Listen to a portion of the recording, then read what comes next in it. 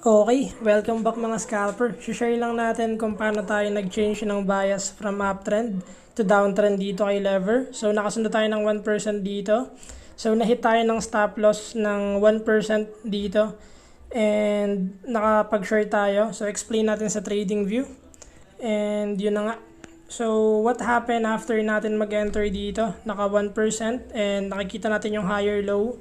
So nag-enter ulit tayo dito expecting na bumasag ulit siya paakyat, but nagkaroon siya ng resistance, so nagdrawing tayo ng trend line, lower high, sign of weakness, and yung invalidation natin below dito, magkakaroon siya ng lower low. So nahit yung stop loss natin sa candle na to, itong candle na yan na malaki, and after yung bumagsak dyan, sumunod tayo dito sa lower high, naka-enter tayo dito sa breakout na to.